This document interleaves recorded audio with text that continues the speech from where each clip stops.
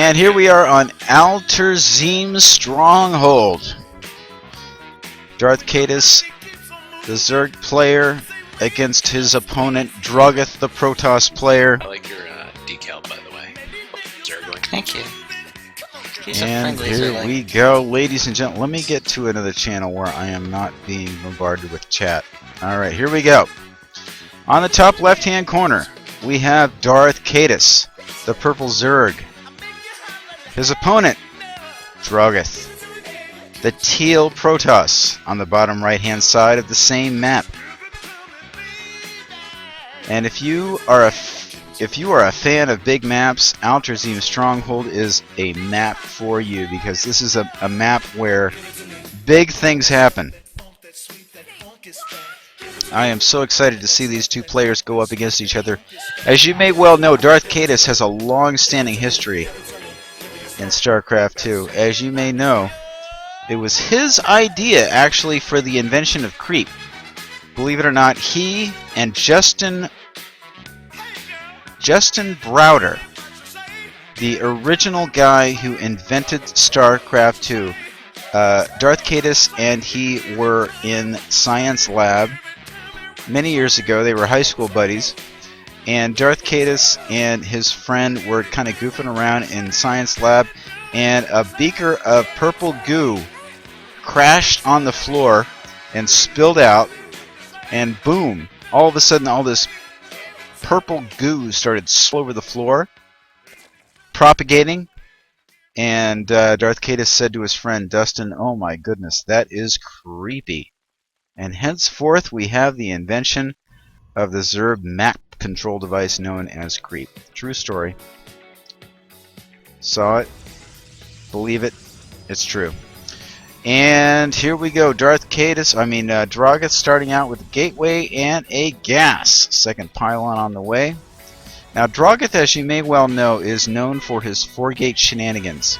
So I would expect that we were going to go for this sort of thing, and Cybercore is on the way, 1 gas on the way. And Darth Catus smartly going for a forward hatchery, opting instead to expand forward as opposed to his safe natural, indicating to me that Darth Catus is going for a very quick 3-base opening. Drogith smartly scouting what his opponent is doing with his probe, which is under siege, as a very angry Darth Catus drone is going to be chasing that little pesky drone, or probe. Who thinks up these names? Drogith has a zealot and a stalker on the way, chrono boosting the warp gate, getting a second gas. Do we have a mothership core on the way? No, we don't. We do not see anything queued up for the mothership core. He will need some more gas in order to do that.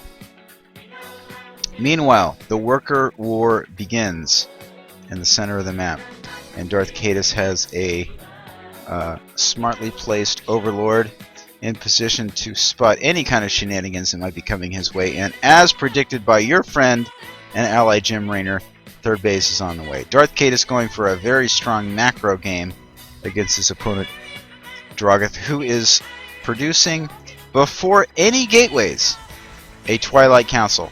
I think this is indicative of a DT rush. Indeed, I would expect that's going to be happening as the Zerg, or as the Zealot and Stalker are doing the Drogith shuffle at his choke. And here we go with another pylon. And are we going to see a Dark Templar Shrine? My guess is yes. We do not see a mothership core. His gas is going to be spent elsewhere, I would imagine. Unless we're going for Blink Stalkers. Oh no, we got 2 more gateways on the way, so it could be a very big Blink Stalker gateway push. And spine crawlers are on the way for our friend Darth Catus, who may be anticipating some kind of early shenanigans from his opponent. Alright, we have the...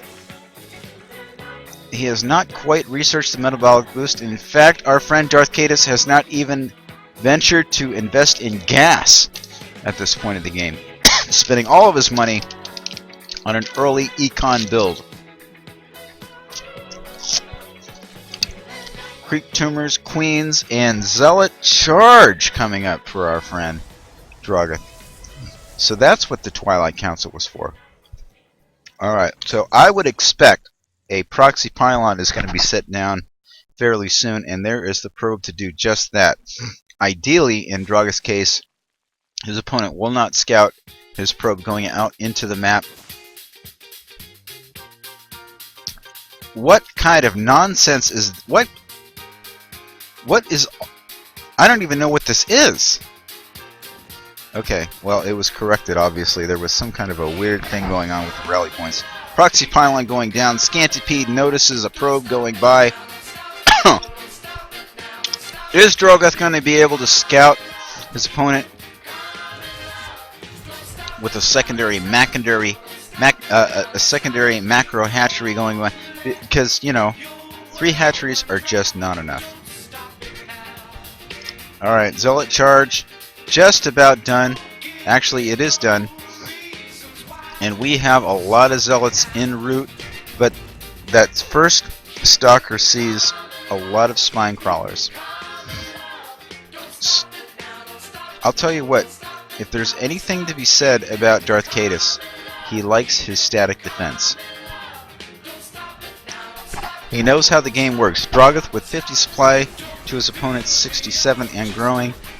He's going to be able to easily clean up all these Lings, but what is Drogith going to tech up to? All he has on the board is Lings.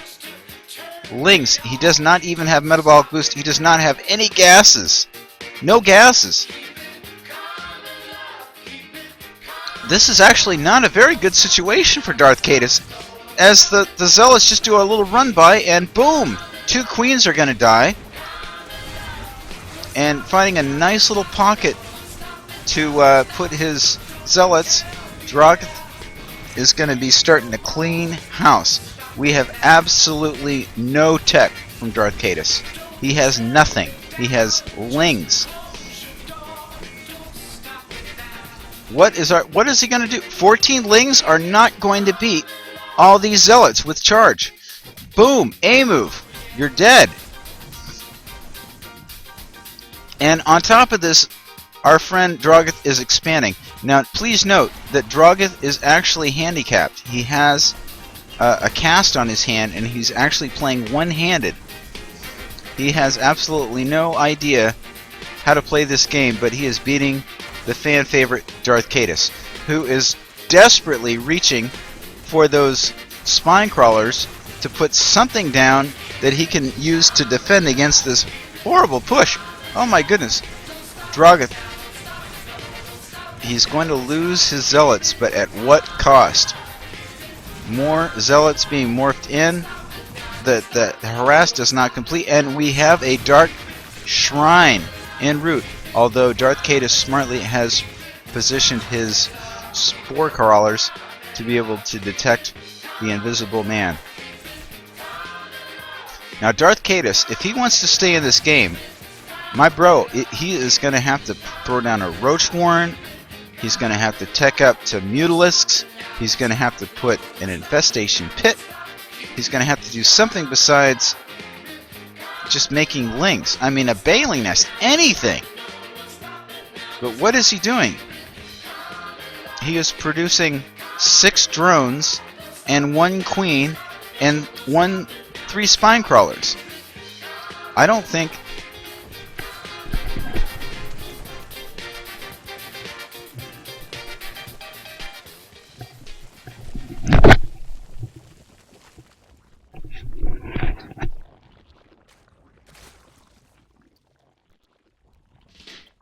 Ladies and gentlemen, I need to keep it down because precious people in my life are trying to sleep.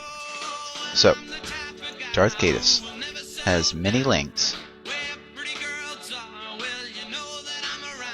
Many Lings, which are going to do what exact damage, I do not know, but we have many more gateways coming up from Drogith. Drogith. looking in at a very advantageous position at this game. However, his food count is only 38 compared to his opponent, Darth Catus, which is at 84. We have many gateways. This looks to me to be a 2-base all-in from our friend Drogith. But if Darth Catus is to stay in this game, he needs to tech up. He needs to do something besides making lings. I mean, this is like a Jim Raynor build. When Jim Raynor goes Zerg. It's pathetic. Alright, finally, we're ticking up to a layer. So we should be able to see some good shenanigans. Oh, and metabolic boost at the 14:30 minute mark. Darth Catus is finally getting his metabolic boost. Fantastic. All he needs to do, as our arbiter friend goes and comments very intelligently, Mutalisks will absolutely rue the day. Slowlings coming to kill that proxy pylon. Darth Catus seemingly playing with his opponent. Perhaps he is just playing with his opponent by allowing him to build up false hopes in the metagame. Still, lings, overlords, drones. That's all Darth Catus has been producing all game long. Are we going to see a Baneling Nest? Could we see a Baneling Nest? Could we see anything besides lings and drones and overlords? Boom, here comes the lings, and just in time for metabolic boost to be done, the Spire is on the way too, in fact, for upgrades. And boom, lings versus zealots? Are we seeing this for real? Well, the numbers game is, oh my goodness, the link run by not a single wall-in from our friend Drogith. It appears as though Darth Catus is going to rue the day. Oh, but oh my goodness, just in time, Dark Templars are going to clean these lings up like nobody's business. They can upgrade to Archons if they prefer. In the meantime, Mutalisks are going to be inbound, but those Archons that will eventually morph from these Dark Templar are going to rave havoc against the Mutalisks. However, I don't know if Drogith is going to have the money to be able to afford to do anything but morph those into Archons, because look at his harvester count, 26 to his friend Darth Catus at 132. I say harvester count, but what I mean is food count. Income, 69 drones to 14 probes. Not a good situation for our friend Drogith, who desperately is going to be moving his DTs across the map, hoping against hope that he will find a base without a spore crawler. But I don't think that Darth Catus will give him that pleasure. 3 drones going across the map. I don't know what those drones are doing. Perhaps they're going to be expanding, but they will not be doing so, as 2 Dark Templars are going to go check out to see if there's a 4th en route, and there is not.